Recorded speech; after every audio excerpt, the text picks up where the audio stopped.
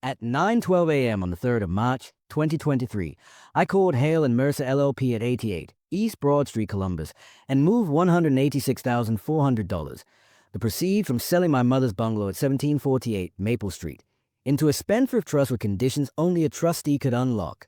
She told me, "I'd rather you disappear," so I honored her with the only safe way. I disappeared from her finances, not her life. I toggled airplane mode, set the phone face down, and steered north on I-71. The highway hummed. Cruise set at 68, March light flat on the hood. Somewhere else, a group chat titled Bridal Brainstorm buzzed like a wasp nest. My dashboard clock blinked 9:18. The plan felt simple because it was put a boundary in ink, not in a shouted reply. Lawyers call it asset protection. I call it breathing room. The money had a clean story. Sale closed the 29th of November, 2022. Cashier's check deposited at Chase on the 12th of January. Balance untouched except for taxes. I'd watched that number sit like a lighthouse while storms blew through our texts. Today, with one call and a signature scheduled before lunch, I kept the light but closed the access road. I didn't punish, I documented. A third-party trustee would mine distributions, and $50,000 would wait for future 529s. The rest would be guarded from late-night emergencies that somehow looked like deposits and gowns. The difference between silence and consent is a form and a notary stamp. I chose a stamp.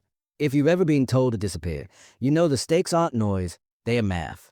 The hum of tires, the still phone, the address of a law firm on Broad Street. These were the facts.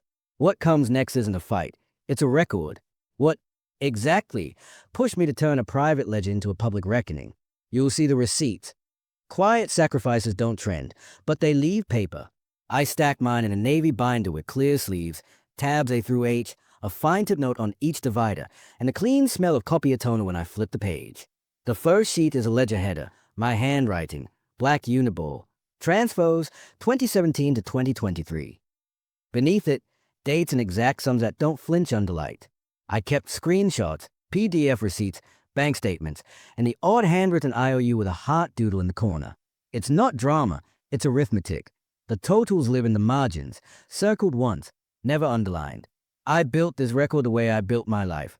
Quietly, at 10:45 p.m. after a 12-hour shift, with a dishwasher humming and the porch light throwing a nickel-sized moth against the screen. If anyone ever asked what I did for my daughter, I wouldn't clear my throat.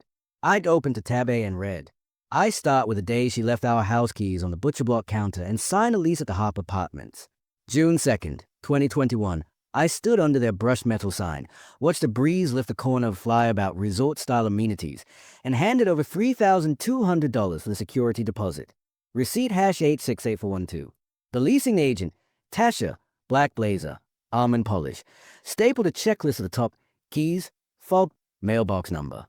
The ink bled a little where I initialed, because my hands were still damp from the sudden rain. She hugged me in the parking lot, said, "It's just for a year, Mom." I drove home past a Dairy Queen at a construction site that smelled like wet wood and filed the receipt behind tab A. The rent wasn't in the budget, but I made a place for it. You support a launch, I told myself. You don't build a runway forever. June became a pattern. On the 6th of March 2021, I opened the Chase app at 6:11 a.m., the 4-day shift, and sent $1,450 with a memo June rent. July 1st, $1,450, July rent. August 2nd, $1,450, August rent. September 1st, $1,450, September rent.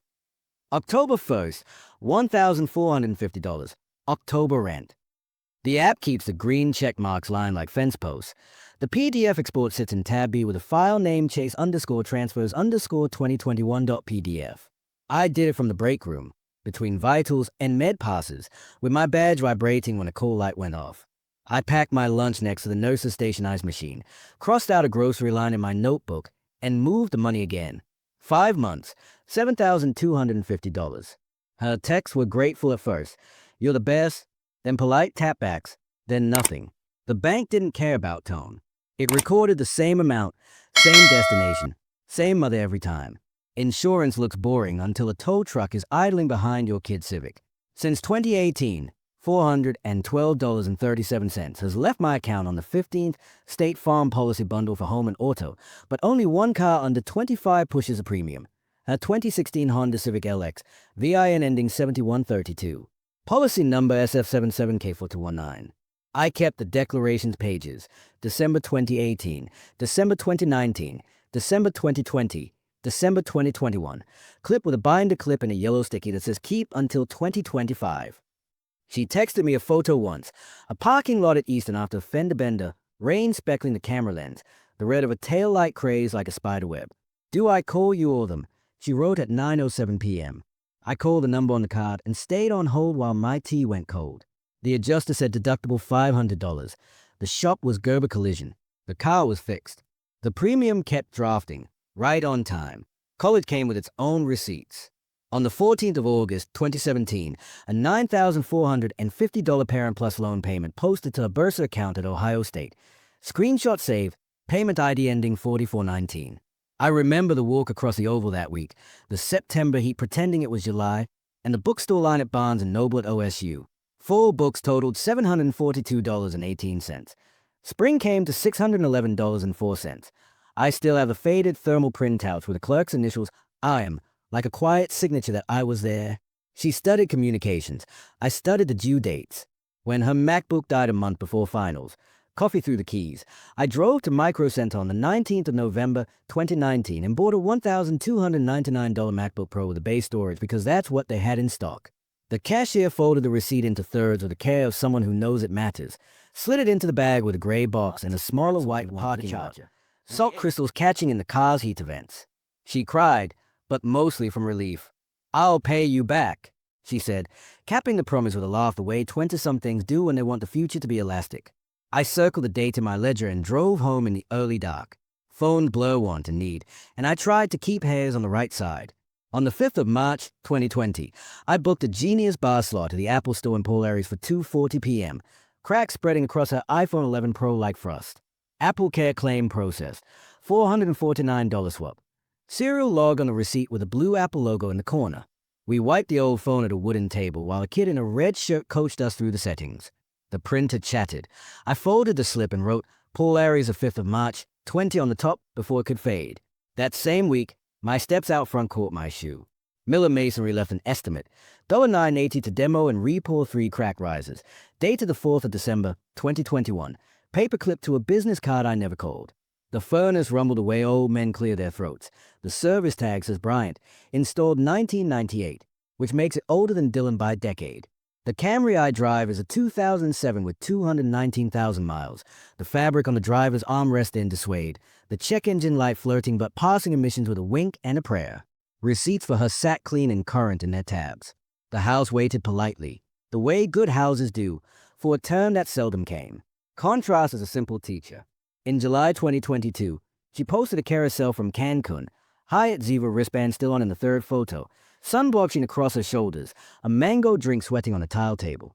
The caption said, earned not given, a winking emoji, and Dylan's hand in the frame with a cigar. I double-tapped and packed my lunch for the next shift. Peanut butter on wheat, a gala apple, pretzels in Ziploc, yogurt cup with a date the 19th of July, 22 written in Sharpie on the lid. The hospital break room smells like coffee and bleach and sometimes microwave fish. I ate at 1:10 a.m. and scrolled past a photo of cenote with perfect blue water. That month, the State Farm draft hit on the 15th, $4 12.37, and the Civic got an oil change at Valvoline on the 23rd of July. I kept every receipt. She kept memories. Both are fine. Only one pays interest. The ledger held steady until one asked I couldn't justify. Not for tuition, not safety, just spectacle. That was a check I didn't write. Champagne clicked against thin rims while the room breathed lavender and truffle fries. It was the 25th of February, 2023, 1 p.m. The Guild House in the Short North, table 14 printed on a white place card with gold edges. A balloon arch framed the end of the private room. A chalkboard read Kayla's bridal shower. I set my tote under my chair, smoothed a linen napkin across my lap, and reminded myself why I'd come, to celebrate, and to keep a promise I could afford. My phone was on silent. The group chat previewed on the lock screen and went dark. I had an envelope in my purse with my boundary written in ink. When the plates were cleared and the hostess set down coffee, I said my piece. I can help with flowers, I told her, calm as I could make it, but I'm not a blank check. I slid a florist estimate across the table. Oak and bloom florals. Proposal #OBF229. Total $3,180. Deposit $750 due the 28th of February, 2023. Inside the sealed ivory card was a check from Chase for $1,500. Memo line. Florals only. The math worked. My conscience did, too. I didn't make a speech. I made a limit. She leaned in so close I could see the glue dot on her false lashes. "Mom," she whispered, lips barely moving. "This is embarrassing."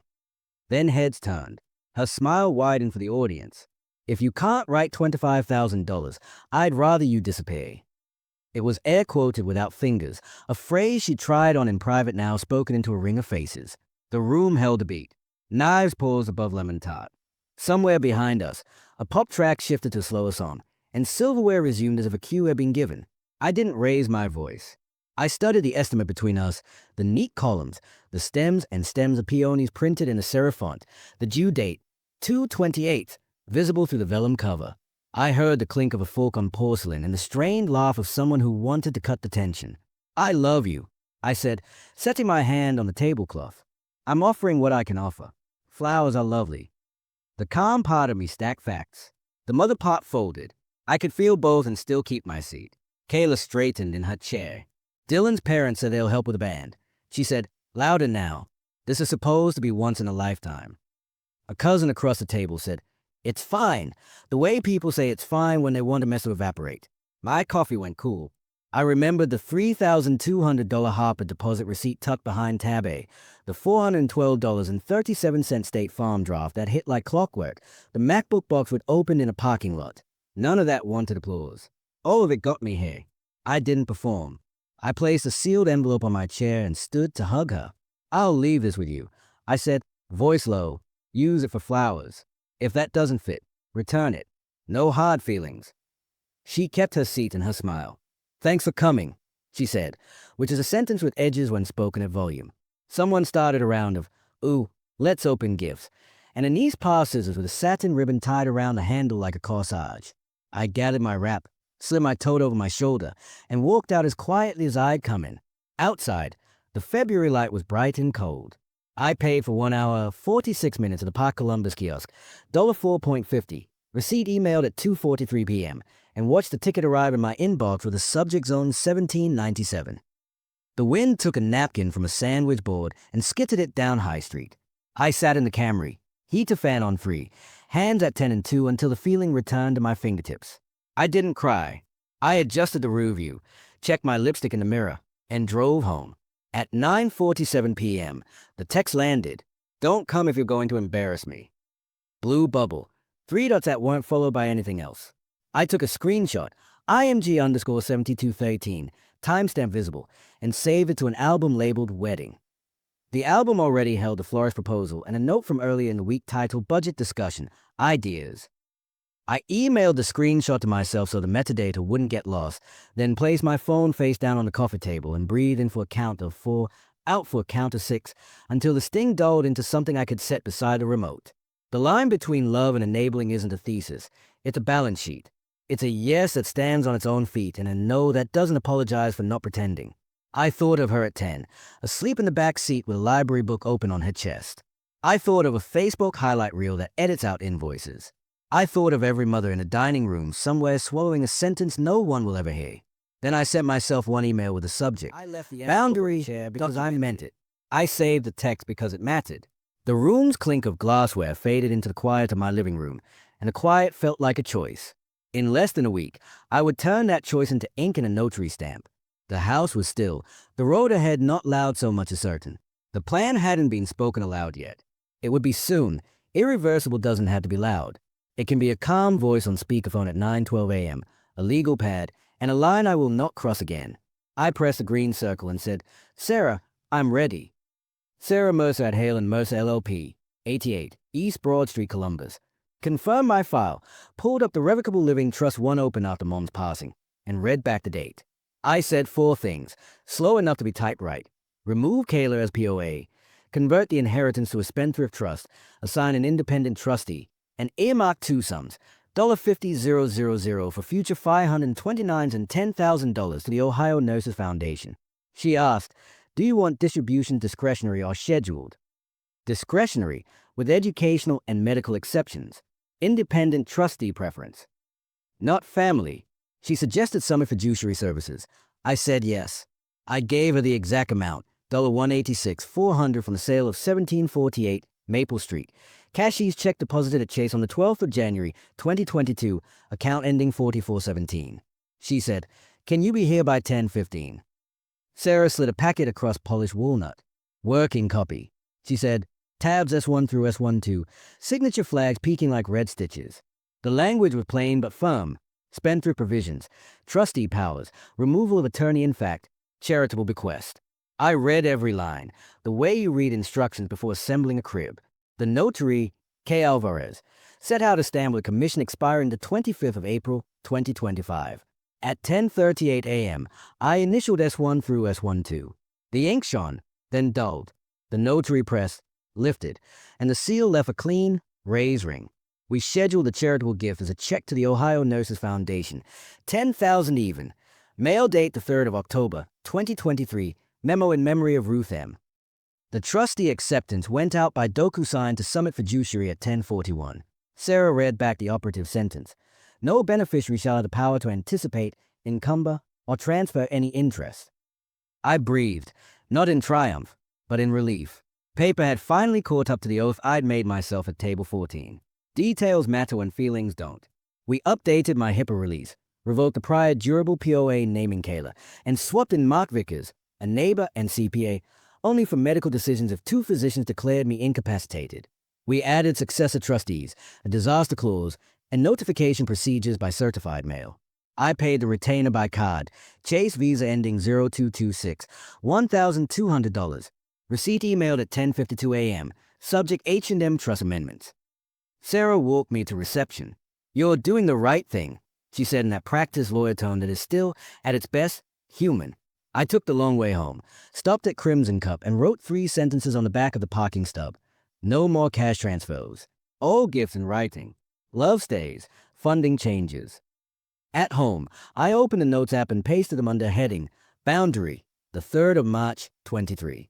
Then I started the little irreversibles that make big ones stick. I opened the family plan account at 2:36 p.m., scrolled past shared data usage, and clicked transfer of service to Kayla's line. Verizon Polaris had a 310 walk-in slot. I took it. The store was over air-conditioned. Ticket #CMB21744 printed at 3:12 p.m. A rep named Maya pulled up my account and explained the split. Her number would port to a new billing party. Devised payments of $18.75 per month would go with it. My auto pay would drop by $42. "You'll get a final proration on the 15th of March, she said, tapping keys. We signed digital forms, and I watched the line disappear from my bill like a shadow at noon. It wasn't punitive. It was clean. I kept my phone. She would keep hers. Adult line for adult lives. Back home, I stood at the front door at 5:40 p.m. and turned the new Schlage deadbolt I'd installed last fall. The click wasn't angry. It sounded like a seatbelt. I slid a spare key into an envelope addressed to myself, return if undeliverable, and tucked it into the fire safe along with a stamped copy of the trust. I labeled a Navy binder trust executed and filed the originals under tab S. Then I muted the group chat for 1 year. Hide alerts toggled. End date set the 3rd of March, 2024. The silence wasn't empty. It was space I could live in. I didn't post. I documented. I saved the florist estimate, the parking receipt from the guild house, the text at 9:47 p.m., and today's emails into a single folder named boundary_packet. I wrote a short line for anyone who might need it more than I did. If you've ever had to draw a hard line, you're not alone. The minute payoff was a cup of tea on a clean counter and the knowledge that I could hear my own thoughts again. I toggled airplane mode off, then on, a reminder that silence is a choice, not a punishment. By then, the ripple had already started in places I couldn't see. Buzzing phones, opinions in group texts, a draft post with my initials in it. I didn't chase it. I set my phone on the charger at 6:12, opened my planner to Saturday, and drew a small square around 10 a.m. Because if the talk was going to happen, it wouldn't happen in a kitchen with a raised voice and selective memory. It would happen across a table with documents, witnesses, and calm air.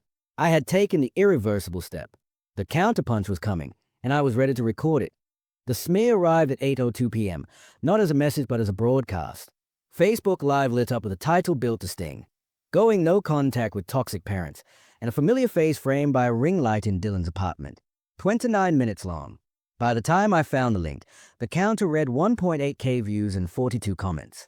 I didn't type. I listened, and I documented. Her opening line was an accusation. She stole my future. The examples were wedding-sized, venues, deposits, dresses. The word deserve repeated until it frayed. She read text without timestamps, omitted numbers, and rebranded boundaries as abandonment. Dylan sat off camera, a foot tapping, offering prompts like a stagehand. I hit the iPhone screen record and watched the timer turn red. In the left corner, 8:06 p.m., my kettle clicked off in the kitchen.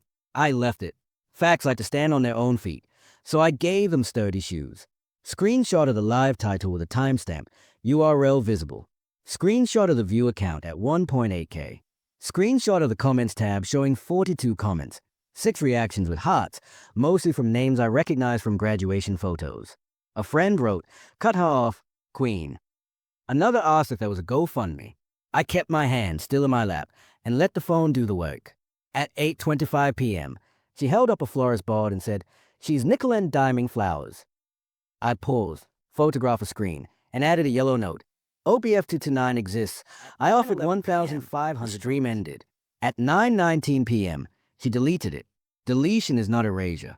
I exported the screen recording and saved it to a folder named Tab E, Social.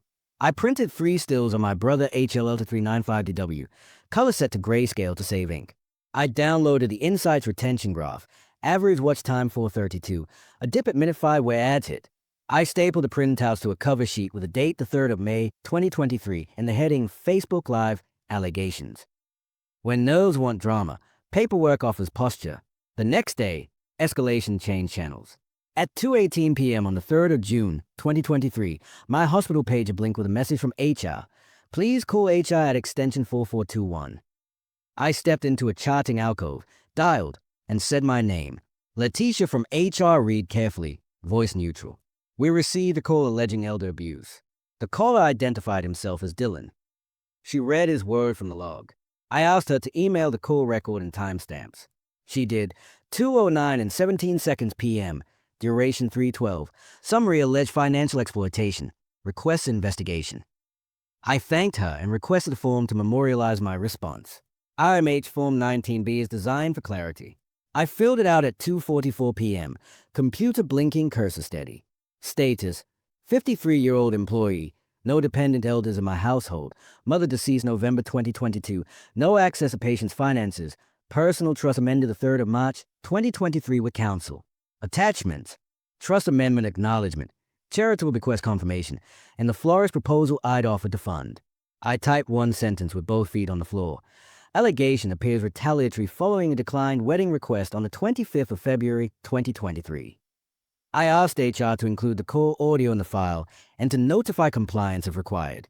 At 3:02 p.m., I hit submit and printed a hard copy for Tab E.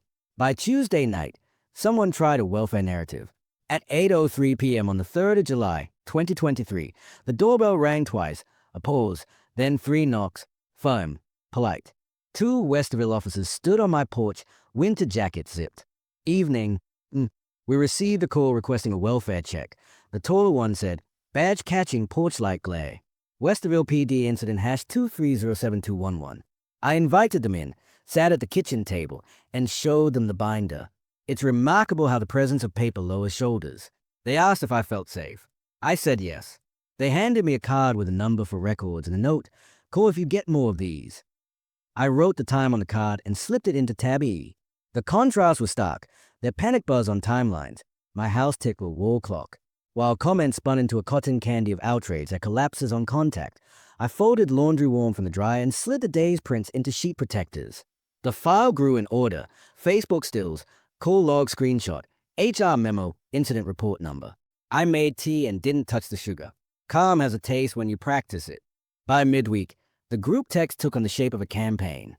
A cousin forwarded a screenshot of Dylan's post. Some people are only parents on paper, overlaid on a black background. Timestamp 3/7 at 9:12 p.m., 37 likes, 7 comments. His mother chimed in with a public post about entitlement running both ways, a sentence that tried for wisdom and landed like fog. I did not respond. I added 2 more pages to Tab E. Receipts don't need applause. They need sequence. I kept my inbox open while I slept. At 7:16 a.m. on the 3rd of August, an email arrived. Family meeting, Saturday. From Kayla's Gmail. The body read, "We're doing an intervention on Saturday at 4 o'clock at Dylan's mom's place. Please come ready to listen. CC, 2 aunts, a friend who once sold us fundraiser candles." I pictured the living room, the circle of chairs, the script. Interventions can be love. They can also be theater. I didn't reply in the moment. I opened my calendar instead. Saturday needed air and light and witnesses who didn't share a last name with the groom. If we were going to talk about money, we were going to talk about records. I reserved a conference room, not a couch, and wrote a single sentence draft to myself in notes. Yes to a meeting, no to ambush. Then I closed my phone and packed my lunch. They doubled down online that afternoon with a story tag, "Boundaries go both ways," then texted in all caps. Panic want speed. I wanted accuracy. I printed bank transfers, refreshed the police portal for a PDF of the incident summary, and added line numbers to my memo so a neutral third party could follow without a map. Somewhere, someone typed, "Chill Cave." I put my keys in a bowl by the door and checked the Schlar's deadbolt with 2 fingers. When people escalate, they count on heat. I chose light. I would attend a meeting on Saturday, but I would pick the venue. Not a living room, not a kitchen, a table with chairs, a clock on the wall, a door that closes, and a copy of Tabby laid out for anyone who needed to see the difference between a story and a record. Plans don't need drama. They need desks, dates, and folders that close. I cleared the dining table, set out 3 Navy 1.5-inch Avery binders, and fed a strip of label tape through a Brother P-Touch, T01 to T47, white on clear. The first binder wore a cover sheet, Master Timeline, 2017 to 2023. Under it, I laid out receipts like planks, each one bearing weight. If Saturday was going to be an intervention, it wouldn't be a pile of feelings. It would be a record you could follow without knowing us. The Master Timeline began with gift that didn't require applause. 2019 through 2023. The Chase statements tell a quiet story. $26,417 transferred to Kayla. I opened the PDFs on my laptop, highlight the tool set to canary yellow. 2019. $6,380, including 0818 utilities $145 and 1202 books $312. 2020. $7,215, with 0312 books plus Wi-Fi $238 and 0503 AppleCare $449 matching the polarity swap. 2021. $7,250. The 5 $1,450 rent transfers labeled June-October 2022. $3,122. Scattered supports while she found her feet, including 0723 oil change $69.99. 2023. $450 for moving bins plus groceries on the 1st of August. I printed the year totals on a single page, 26,417 circled, and slid it into a sleeve labeled T04, Chase totals. Venmo keeps its own ledger if you ask it to. I logged in at venmo.com, clicked statements, and exported CSVs for 2019 to 2023. The columns didn't lie. Dates, amounts, emojis. The 24th of September, 2021 deposit hold $500. The 2nd of February, 2020 gas plus groceries $120. The 10th of May, 2019 fees $36.25. I saved the files as Venmo_2019_2023.csv, then printed a 1-page summary with subtotal by year and category. T05 held that summary. Receipts I had been about sacrifice. Receipts 2 would be about pattern, the kind you only see when you pull back far enough to take in a 5-year span. I wanted the words that cut to sit in front of us at scale. At 8:14 p.m. on the 25th of February, 2023, after the shower, Kayla had texted, then just disappeared. I had preserved it as IMG_7201 with a timestamp. I dragged the message into a page layout file, 11 by 17 landscape, and queued it at FedEx office at Easton. I asked for 67-pound cardstock, matte, black text on white with a timestamp intact. When the clerk slid the print across the counter, it wasn't a weapon, it was a mirror. T08 would hold that page. Next to it, T09 carried the 9:47 p.m. Don't come if you're going to embarrass me screenshot. IMG_7213, the one with the dots evaporating into silence. Public records don't belong to gossip. They belong to the county. I opened the Franklin County Municipal Court Clerk's portal and searched Dylan's last name. Case 21 CVI 34812 popped first. Capital One Bank, USA. NAV Dylan R. Principal $1,973.41. Cost $115. Judgment entered the 6th of November, 2021. I clicked download docket and saved Franklin underscore to 173 underscore docket.pdf. Then another. 19CVI11087. Portfolio recovery versus Dylan R. $842.13. Judgment the 12th of April, 2019. 2 collection judgments. I printed the docket covers and highlighted judgment and unsatisfied. T12 and T13 took those. Tabs marked with red dot to signal sensitivity. I didn't need to shame anyone. I needed to establish risk. A person carrying judgments is not a safe cosigner. A wedding budget built on wishful math is an unstable scaffold. At 9:11 p.m., the stream ended. At 9:19 p.m., she deleted it. Deletion is not erasure. I exported the screen recording and saved it to a folder named Tab E, Social. I printed 3 stills on my brother HL to 395 to W, color set to grayscale to save ink. I downloaded the Insight retention graph, average watch time 432, a dip at minute 5 where ads hit. I stapled the printouts to a cover sheet with a date the 3rd of May, 2023 and the heading Facebook Live Allegations. When nerves want drama, paperwork offers posture. The next day, escalation changed channels. At 2:18 p.m. on the 3rd of June, 2023, my hospital page blinked with a message from HR. Please call HR at extension 4421. I stepped into a charting alcove, dialed, and said my name. Letitia from HR. Read carefully, voice neutral. We receive a call alleging elder abuse. The caller identified himself as Dylan. She read his words from the log. I asked her to email the call record and timestamps. She did. 2:09 and 17 seconds p.m. Duration 3:12. Summary alleged financial exploitation. Request investigation. I thanked her and requested a form to memorialize my response. RMH Form 19B is designed for clarity. I filled it out at 2:44 p.m. Computer blinking, cursor steady. Status: 53-year-old employee. No dependent elders in my household. Mother deceased November 2022. No access to patient's finances. Personal trust amended the 3rd of March, 2023 with counsel. Attachments: trust amendment acknowledgement, charitable bequest confirmation, and the florist proposal I'd offered to fund. I typed one sentence with both feet on the floor. Allegation appears retaliatory following a declined wedding request on the 25th of February, 2023. I asked HR to include the call audio in the file and to notify compliance if required. At 3:02 p.m., I hit submit and printed a hard copy for Tab E. By Tuesday night, someone tried a welfare narrative.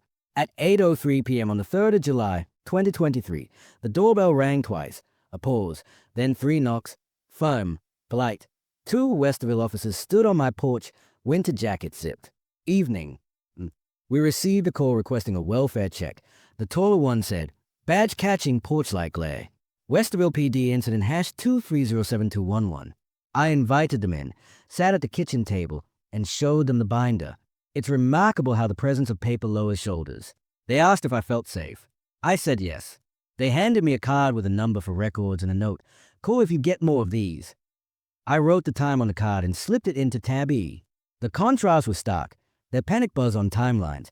My house ticked with a wall clock. While comments spun into a cotton candy of outrage that collapses on contact, I folded laundry warm from the dryer and slid the day's prints into sheet protectors. The file grew in order. Facebook stills, call log screenshot, HR memo, incident report number. I made tea and didn't touch the sugar. Calm has a taste when you practice it. By midweek, the group text took on the shape of a campaign. A cousin forwarded a screenshot of Dylan's post. Some people are only parents on paper, overlaid on a black background. Timestamp 3/7 at 9:12 p.m. 37 likes, 7 comments. His mother chimed in with a public post about entitlement running both ways, a sentence that tried for wisdom and landed like fog. I did not respond. I added 2 more pages to Tab E. Receipts don't need applause.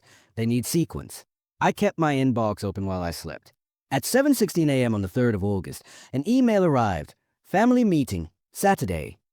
From Kayla's Gmail. The body read, we're doing an intervention on Saturday at 4 o'clock at Dylan's mom's place. Please come ready to listen. CC, 2 aunts and a friend who once sold us fundraiser candles. I picture the living room, the circle of chairs, the script. Interventions can be love. They can also be theater. I didn't reply in the moment. I opened my calendar instead. Saturday needed air and light and witnesses who didn't share a last name with the groom. If we were going to talk about money, we were going to talk about records. I reserved a conference room, not a couch, and wrote a single-sentence draft of myself in notes. Yes to a meeting, no to ambush. Then I closed my phone and packed my lunch. They doubled down online that afternoon with a story tag, "Boundaries go both ways," then texted in all caps. Panic one speed. I wanted accuracy. I printed bank transfers, refreshed the police portal for a PDF of the incident summary, and added line numbers to my memo so a neutral third party could follow without a map. Somewhere, someone typed, "She'll cave." I put my keys in a bowl by the door and checked the Schlage deadbolt with 2 fingers. When people escalate, they count on heat. I chose light. I would attend a meeting on Saturday, but I would pick the venue, not a living room, not a kitchen, a table with chairs, a clock on the wall, a door that closes, and a copy of Tabby laid out for anyone who needed to see the difference between a story and a record. Plans don't need drama. They need desks, dates, and folders that close. I cleared the dining table, set out 3 Navy 1.5-inch Avery binders, and fed a strip of label tape through a Brother P-Touch, T01 to T47, white on clear. The first binder wore a cover sheet, Master Timeline, 2017 to 2023. Under it, I laid out receipts like planks, each one bearing weight. If Saturday was going to be an intervention, it wouldn't be a pile of feelings. It would be a record with gifts that didn't require applause. 2019 through 2023, the Chase statements tell a quiet story. $26,417 transferred to Kayla. I opened the PDFs on my laptop, highlight the tool set to canary yellow. 2019, $6,380, including 0818 utilities $145 and 1202 books $312. 2020, $7,215, with 0312 books plus Wi-Fi $238 and 0503 AppleCare $449 matching the Polari swap. 2021, $7,250. The $1,450 rent transfers labeled June-October 2022. $3,122. Scattered supports while she found her feet, including 0723 oil change $69.99. 2023, $450 for moving bins plus groceries on the 1st of August. I printed the year totals on a single page, 26,417 circled, and slid it into a sleeve labeled T04, Chase Totals. Venmo keeps its own ledger if you ask it to. I logged in at venmo.com, clicked Statements, and exported CSVs for 2019 to 2023. The columns didn't lie. Dates, amounts, emojis. The 24th of September, 2021 deposit hold $500. The 2nd of February, 2020 gas plus groceries $120. The 10th of May, 2019 fees $36.25. I saved the files as Venmo_2019_2023.csv, then printed a 1-page summary with a subtotal by year and category. T05 held that summary. Receipts I had been about sacrifice. Receipts 2 would be about pattern, the kind you only see when you pull back far enough to take in a 5-year span. I wanted the words that cut to sit in front of us at scale. At 8:14 p.m. on the 25th of February, 2023, after the shower, Kayla had texted, then just disappeared. I had preserved it as IMG_7201 with a timestamp. I dragged the message into a page layout file, 11 by 17 landscape, and queued it at FedEx office at Easton. I asked for 67-pound cardstock, matte, black text on white with a timestamp intact. When the clerk slid the print across the counter, it wasn't a weapon, it was a mirror. T08 would hold that page. Next to it, T09 carried the 9:47 p.m. Don't come if you're going to embarrass me screenshot. IMG_7213, the one with the dots evaporating into silence. Public records don't belong to gossip. They belong to the county. I opened the Franklin County Municipal Court Clerk's portal and searched Dylan's last name. Case 21 CVI 34812 popped first. Capital One Bank, USA. NAV Dylan R. Principal $1,973.41. Cost $115. Judgment entered the 6th of November, 2021. I clicked download docket and saved Franklin_2173812_docket.pdf. Then another, 19 CVI 11087. Portfolio Recovery versus Dylan R. $842.13. Judgment the 12th of April, 2019. 2 collection judgments.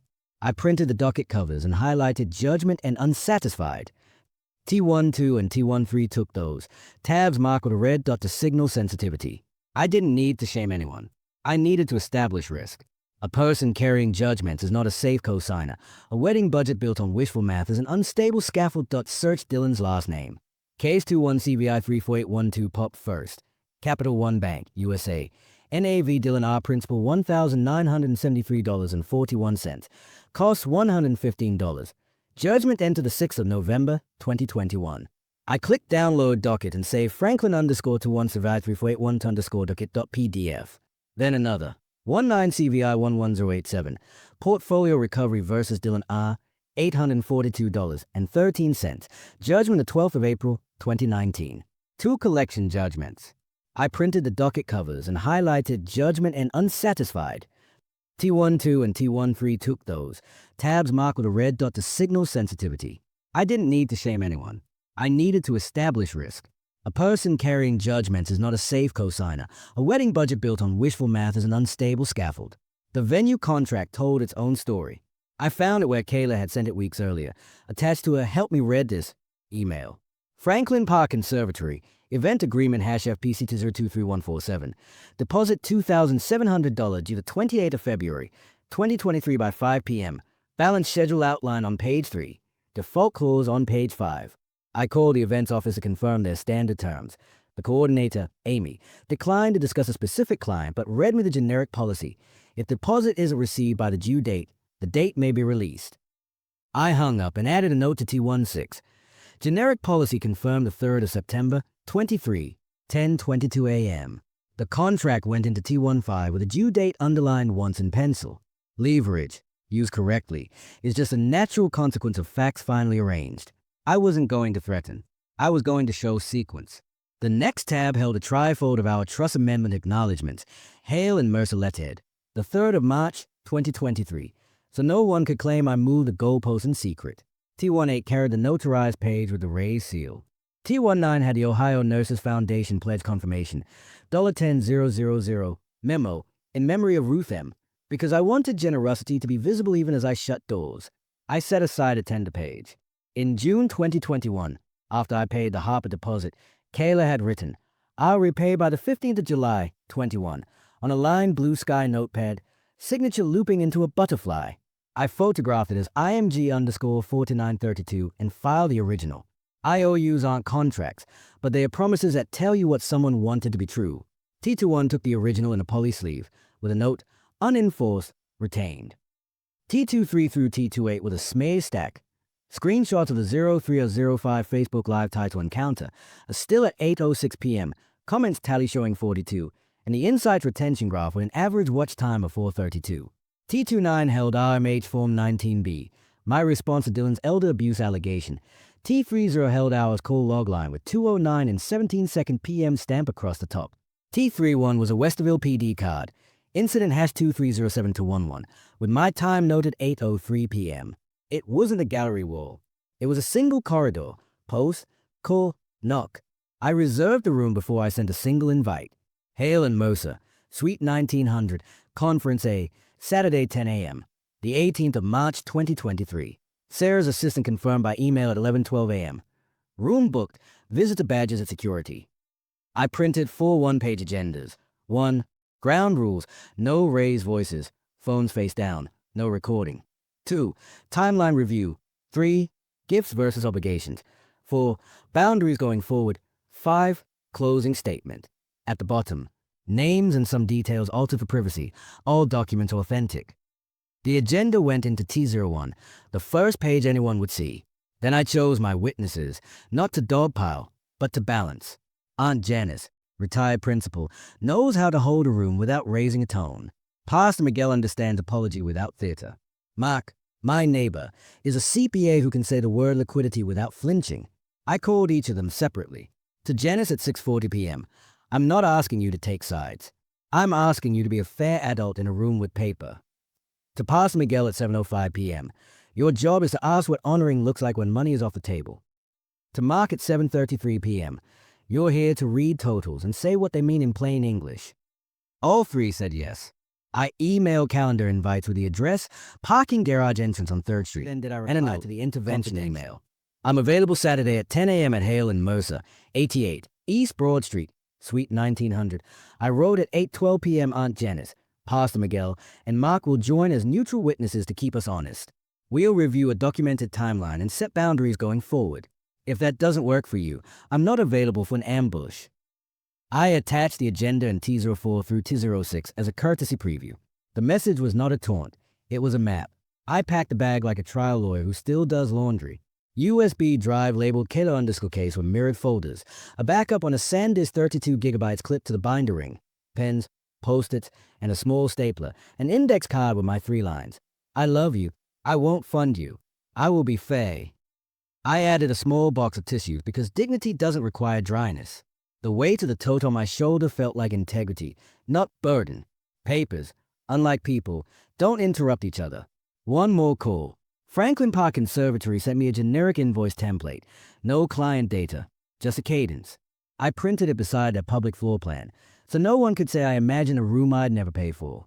Then I taped a tiny note inside the binder cover. Facts aren't weapons. They are weather reports. Dress accordingly. It made me smile, which is its own kind of steadiness. By Friday night, the timeline ran from T01 to T47. Money out, word said, reactions logged, obligations unmet. The binder sat in a neat stack on the dining table under the pool of a lamp. My house was quiet enough to hear the refrigerator cycle. I poured tea and ran my finger down the agenda once more. I didn't want to win. I wanted to end the confusion that money can buy love and that silence equals consent. Saturday at 10 a.m., we would sit at a long table under recessed lights with a clock on the wall.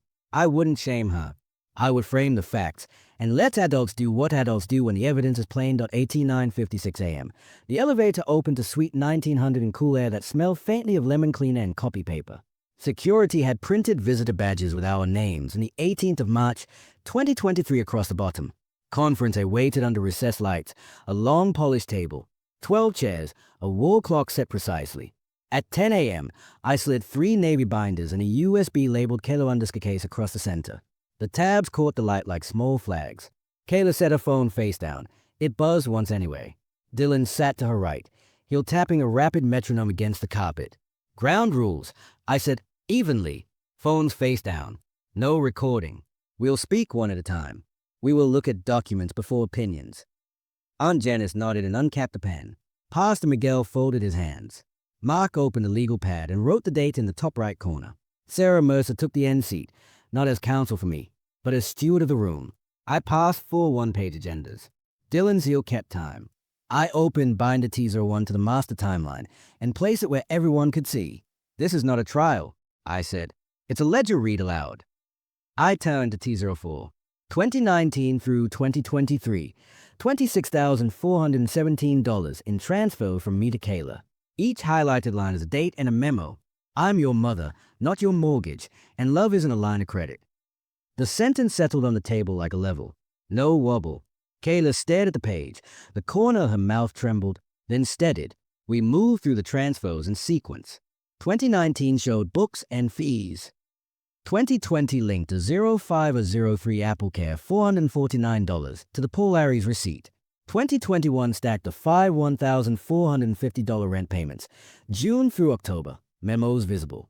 2022 offered smaller supports, 0723 oil change $69.99.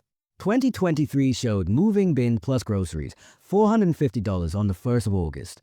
Mark traced the totals with a capped pen and murmured, 26417, as if to fix the number in the air. I slid the Venmo CSV summary, T05. Beside it, columns of dates and emojis that looked innocent until they formed a pattern. I set 2 11x17s on the table like placemats. On the left, the 8:14 p.m. text from the 25th of February, 2023. Then just disappear. On the right, the 9:47 p.m. message. Don't come if you're going to embarrass me. Both showed timestamps and contact names. The matte card stock didn't bend. Kayla's hand moved toward the left page, then stopped. That was out of context, she said quietly. This is the context, I answered, keeping my eyes on the prints. A public sentence in the public room, and a private text that matched it. Dylan exhaled hard through his nose. His heel never stopped. Public records came next. I turned to T12 and T13, Franklin County dockets on letter paper. Case 21-CY34812, Capital 1 versus Dylan R.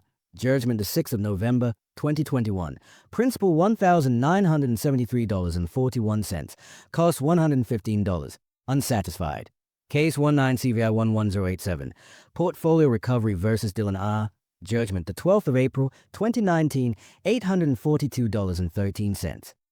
I underlined the word judgment once in pencil. These are not character assessments, I said. They are financial facts that affect risk. Dylan's tapping grew louder. Everyone has bills, he said. Agree, I said. Here's one more. T15, Franklin Park Conservatory Event Agreement #FPC2023147. Deposit $2,700 due the 28th of February, 2023 by 5 p.m. Balance schedule on page 3. Default clause on page 5. I place a sticky tab at the deposit line and the default clause. Due date pass, I said. Generic policy confirmed by phone on the 3rd of September at 10:22 a.m. If deposit isn't received by the due date, the date may be released. Kayla flinched as if at a sound only she could hear. Her phone buzzed again. She didn't flip it. We reviewed the smear timeline without adjectives. T23 through T28, 03/05 Facebook Live, titled Going No Contact with Toxic Parents. 1.8K views, 42 comments. Deleted at 9:19 p.m. Screen still printed. Insights retention graph. Average watch 432. Dip at minute 5. T29. IMH Form 19B. My memo. T30. HR call log. 2:09 and 17 p.m. The 3rd of June, 2023. T31. Westerville PD incident card. #2307211. Welfare check 37 to 8:03 p.m. I arranged them in a straight line. Post, call, knock. Sequence. I said, tapping each page. Not story, just sequence. Why are we here, then? Dylan said, voice rising. Sarah lifted a hand, palm down, and the room settled. Because, I said, I want the same thing you want, clarity. If the story is that I stole a future, then the math should show the theft. It doesn't. The math shows gifts, insurance, tuition, a car kept insured, and a mother who said yes until yes became a lie. I let the sentence sit. Aunt Janice took notes without looking up. Pastor Miguel breathed in like a man counting. I pulled T18, the page with a raised seal, and set it between the 11x17s. Here is the amended trust acknowledgement, executed the 3rd of March, 2023. The language matters. I turned to the summary Sarah had prepared. One page, plain English. Spendthrift trust. Provisions apply to the $186,400 inherited from 1748 Maple. Independent trustee. Summit Fiduciary Services. Earmarks. $50,000 reserved for future 529 plans. $10,000 bequest to the Ohio Nurses Foundation. Memo in memory of Ruth M. Distributions. Discretionary for education and medical. Operative clause. No beneficiary shall have the power to anticipate, encumber, or transfer any interest. Kayla blinked hard. So I don't get anything. You get me, I said, and kept my voice level. You get a mother who will attend, listen, have coffee, help with logistics, hold a grandbaby someday without keeping a calculator nearby. You do not get an ATM. The trustee will say yes to a class, a filling, a small emergency. The trustee will say no to gowns, bands, and late fees. Dylan laughed once. Sharp. This is control. This is relief, I said, from a role that made both of us smaller. I slid the agenda back into view and pointed to item 3, gifts versus obligations. Past gifts are not debts. They happened. They're over. Future help will be structured. If you need a path, we can make one. I turned to Mark. If they want to build a budget, will you sit with them? He nodded. I'll bring a worksheet and a calculator, he said. His voice made the room feel larger. My phone stayed dark. Haze buzzed again. The contrast felt almost theatrical. My measured sentences, the rhythm of Dylan's heel, the silent clock on the wall. I placed T21, the blue sky IOU with a butterfly doodle, beside the summary and didn't comment. It wasn't leverage. It was a reminder that promises sound easy when you can't see the due date. Aunt Janice's pen paused over the word boundary, then moved again. I didn't appeal to sentiment. I moved to closing the presentation. One more document, I said, and turned the summary page so it faced Kayla directly. The operative clause sat in the center, bold. I laid a yellow highlighter bar across the sentence without pressing down, and removed it so the paper stayed clean. This is not a punishment. I said. It is a boundary with a mailing address and a phone number you can call that isn't mine. It keeps me as your mother and removes me as your lender. The word lender hovered. I let it. The binders waited. The USB rested on its cap, and the lights hummed. I drew a breath that didn't feel like an apology. Then I looked from Kayla to the three people who'd asked to keep us honest and said, "You've seen the ledger, the text, the public records, the contract, the call logs, and the trust. Before we decide what comes next, I want a neutral read." The summary page sat between us like a small, steady lighthouse.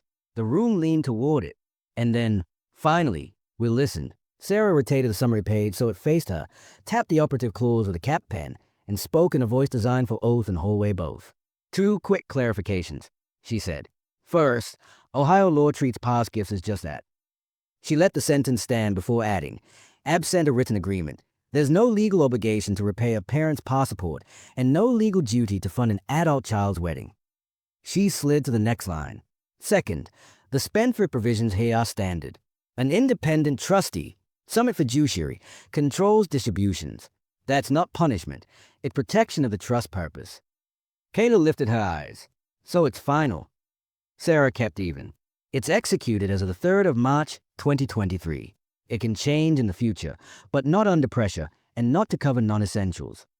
She looked to me. I nodded once. The clock ticked. Mark cleared his throat gently, the way accountants ask for permission to do math out loud. "If the question is whether there's been meaningful support," he said, "the answer is yes." He drew a neat column. Chase transfers, 2019 to 2023, total $26,417. He wrote $26,417. Security deposit to the Harper, $3,200, and wrote $3,200. 5 months rent at $1,450. That's $7,250, and wrote $7,250. Insurance premium since 2018 at $412.37 per month. Call it roughly 5 years. Conservatively $24,742, and wrote $24,742. Add the MacBook at $1,299, books at $742.18 and $611.04, Apple Care at $449, a Parent Plus payment of $9,450. His pen paused. That's north of $7,000 to $4,000 documented, before you count smaller incidentals. That's a real subsidy. Dylan laughed through his nose. "So you're proud of controlling her?" Mark didn't blink. "I'm identifying cash flow. Money either arrived or it didn't. Hey, it arrived." He underlined the total once and capped the pen. No flourish. Aunt Janice had been quiet. I was moving over the 11X17S, the IOU with a butterfly, the docket covers with a word judgment highlighted. She spoke like a principal she once was, calm enough to lower shoulders. "We teach with what we reward," she said. "Receipts don't lie, but they do teach." She looked at Kayla kindly. "A gift teaches gratitude. A rescue teaches dependence. This record shows both. Today, you decide which class you want to keep taking." Kayla willed her gaze to the enlarged text on the left, then just disappear. "The 25th of February, 2023, 8:14 p.m. Pastor Miguel lifted the sheet as if it might bruise. His voice was soft. "I'm going to read this once, the way we'd read a verse." He read, "I'd rather you disappear." He set it back down. Words bind people. They also bind rooms. What does honoring that safely look like? The question landed with the weight of a raised curtain. Even the vac seemed to hush. Kayla's lips parted, then closed. Her phone buzzed against the grain of the table, a small, insistent sound. She didn't flip it. Dylan couldn't help himself. "It looks like not humiliating her in front of strangers," he said. Sarah raised a palm without looking at him. "Let's keep voices even." "I didn't come to humiliate you." I said, the sentence more fact than feeling. "I came to stop lying with my money. I love you. I will not fund you. Those can both be true at the same time." I faced Pastor Miguel. Honoring safely looks like a mother who attends, listens, and keeps her wallet closed unless the trustee approves a true need. Mark tapped the default clause on the Franklin Park contract. "This line is important," he said. "Deposit $2,700 due the 28th of February, 2023. It wasn't paid. Page 5 says, in the event of non-payment, the date may be released." This isn't moral. It's mechanical. He slid the page back into place. Mechanics don't respond to outrage. They respond to deposits. Aunt Janice leaned into the human part. Kayla, I know the pull of beautiful things, but beauty still needs a budget. Your mother's no is not a judgment of you. It's a judgment of arithmetic. She glanced at the IOU with a butterfly. That butterfly reminds me of a promise you meant when you wrote it. You can lean hard enough to knock it a foot out of line. The metal foot scraped. The heel tapping stopped. This is ridiculous, he said, standing. We don't need this. He aimed a look at me that wanted to be a threat and landed his impatience. We'll figure it out. He walked for the door. The handle clicked. Then the hallway swallowed him. The room stayed. Pastor Miguel waited until the door eased shut. Sometimes absence tells the truth better than words, he said. It tells you who can sit with limits. He turned to Kayla. You don't have to answer now, but you do have to choose later. Choose who helps you become whole. Kayla's shoulders sagged, then squared. Her hand flipped her phone. A banner notification sat on the lock screen. Franklin Park Conservatory. Payment reminder. Deposit past due. She pulled it open. It says, she read, voicemail. To keep your date, provide a new guarantor and deposit by Monday the 20th of March, 2023, 5 p.m. The timestamp was 10:34 a.m. She looked up, eyes rimmed. Can you? She stopped herself. Will you be the guarantor? The room didn't lean. It waited. I let the silence be a teacher. No, I said, I won't be the guarantor. I slid the trust summary a fraction of an inch so it squared to the table's edge. I'm your mother, not your mortgage. The trustee will approve medical or educational needs. Weddings are neither.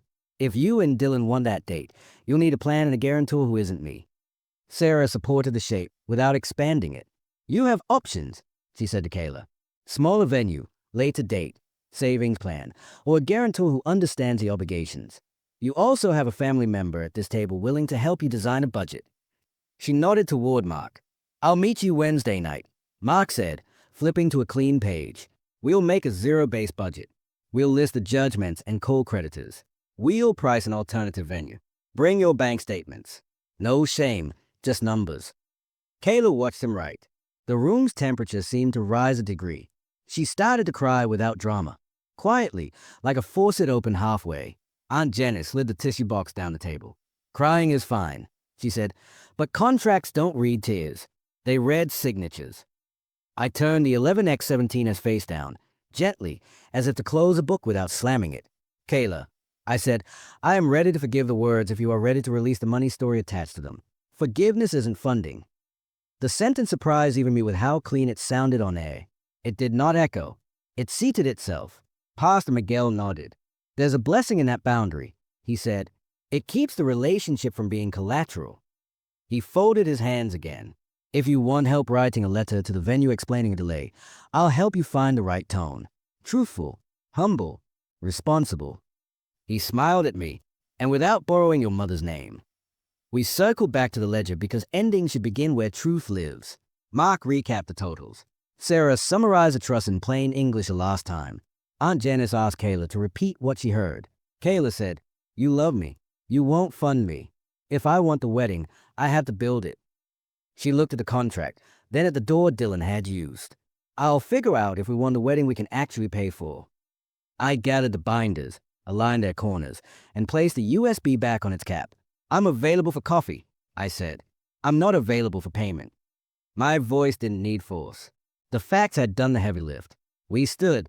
Chairs slid, not scraped. The clock read 10:52. Sarah opened the door to the hall's quiet. Kayla paused at the threshold. If I send you a budget, she asked, will you look? Yes, I said. I'll look.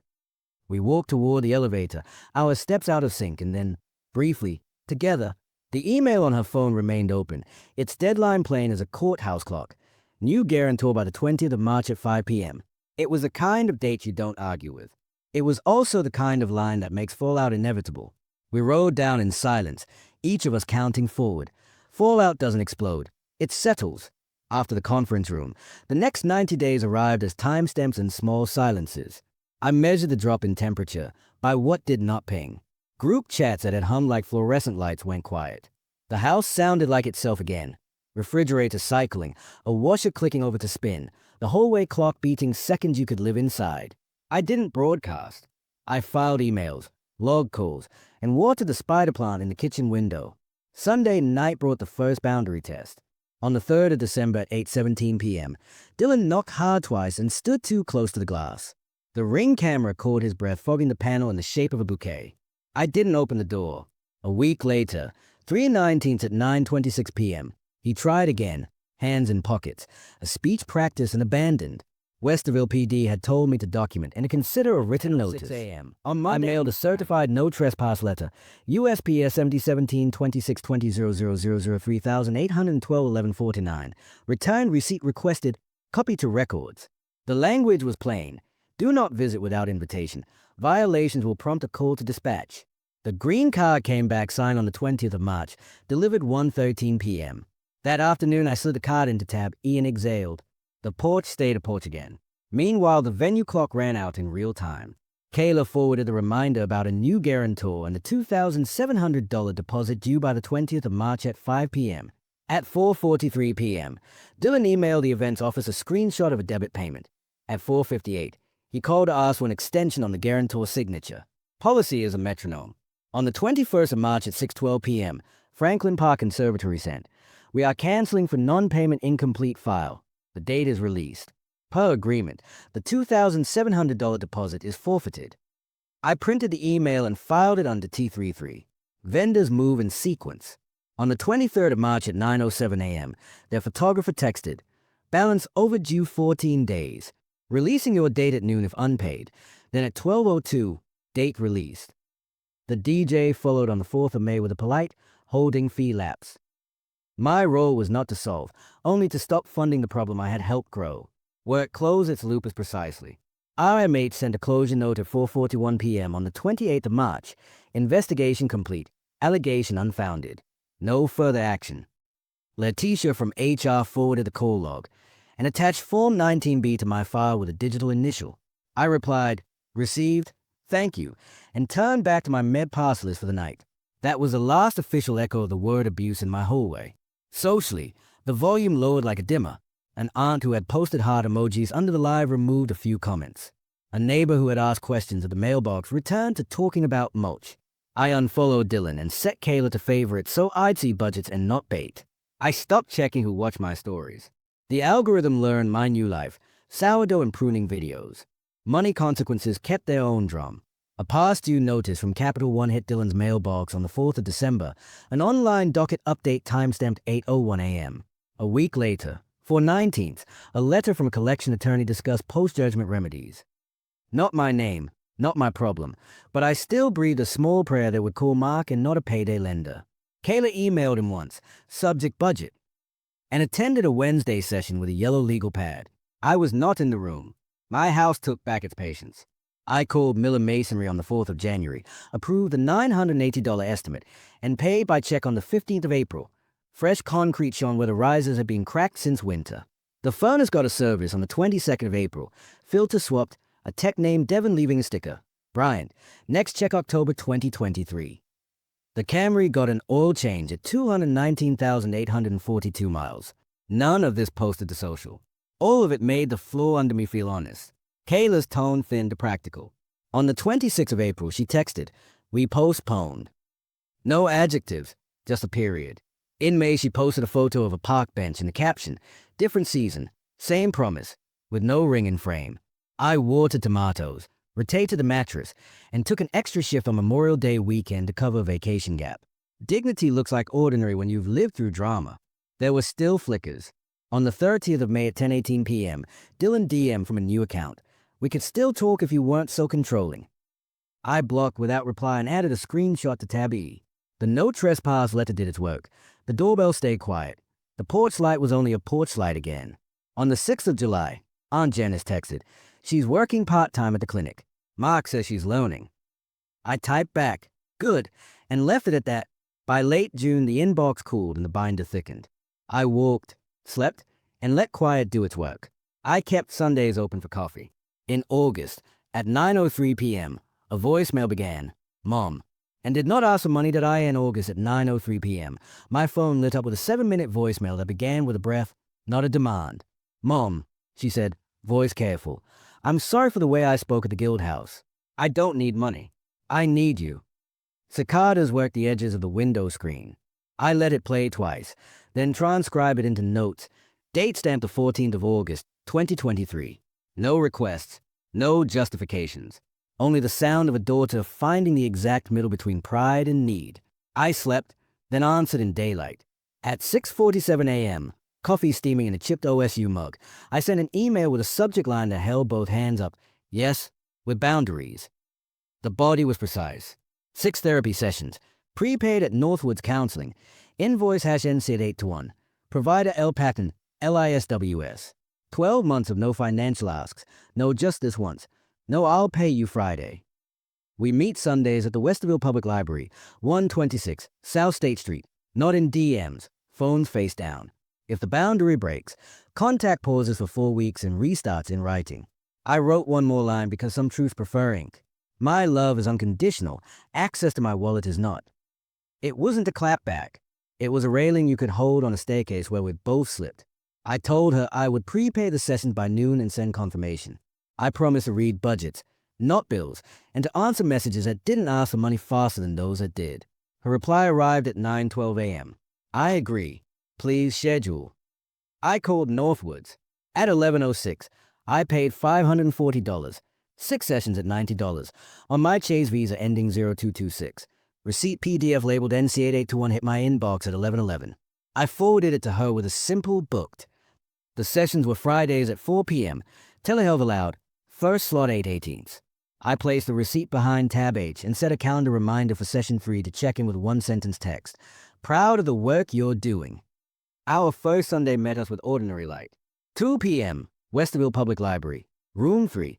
The glass wall looking out onto shelves and a kid tracing letters on a rug. I brought 2 copies of a 1-page boundary agreement. Date, 3 terms, 2 signatures. Not legal, just clear. We put our phones face down and signed in blue ink. We walked to Java Central afterward and split a table by the window.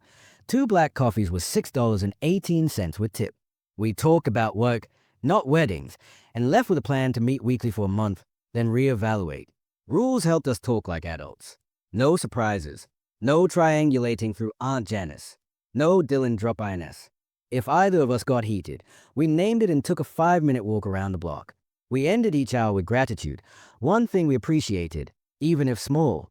Her first was, thanks for listening without a ledger out. Mine was, thanks for showing up on time. Symbolic we were rusty on a Tuesday. A small envelope with my handwriting on it thumped the mail slot. She'd mail back the spare key I'd once slid into her hand with a joke about houseplants. Inside, the brass flashed like a bright idea. I put it in the fire safe, then lifted the dusted frame from the whole closet and set the family photo back on the mantle. Kayla at 10 with chlorine-stiff hair. Me in a red OSU sweatshirt. A dog that lived a good 14 years. The frame, a fresh old 5x7 from Target, left a faint outline in the dust I wiped away with my sleeve. Therapy did what therapy does when you let it. Session 2 surfaced words like boundaries and enabling without blame. She wrote me a 1-page letter that didn't perform. It accounted. I spent money I didn't have to buy a future I hadn't built. We agreed that forgiveness would be a practice, not a purchase. Forgiveness isn't funding, I said again, and watched her mouth the words like she was fitting them to her own teeth. Trust takes seasons, not headlines. Ask next fall the chair stays filled and the wallet stays closed on purpose. Boundaries aren't walls. They are railings you hold so you can keep walking together. This story was never about winning a fight. It was about telling the truth on paper. I love my daughter, and I will not finance her future. Forgiveness not equal to funding. Disappearing, in my case, meant I step out of the role of financier, not out of the family. Here are the quiet anchors I stood on when the room got loud.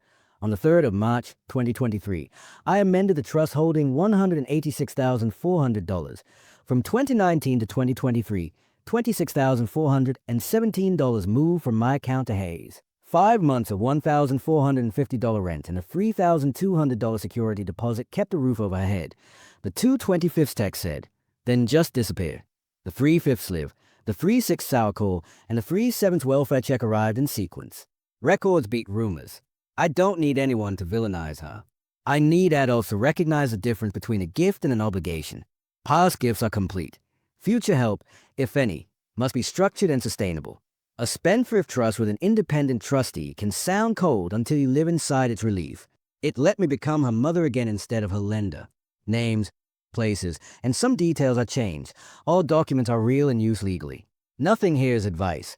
It's a lived experience organized with receipts, dates, and witnesses. If you're considering similar steps, speak with your own counsel, keep your notes, and let paper carry the heat so people don't have to. If this gave you language, put one boundary in writing this week.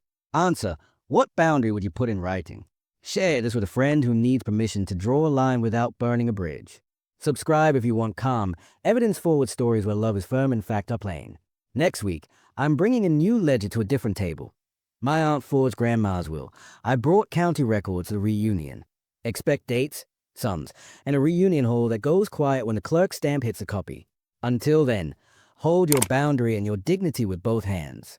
If you're in the middle of a storm, remember this: distance can be devotion. Step back from funding the fire and you might save the house. Write the rule, speak it once, and let your paperwork do the arguing. Love stays, the ATM closes, and peace comes back in measurable, ordinary ways for good.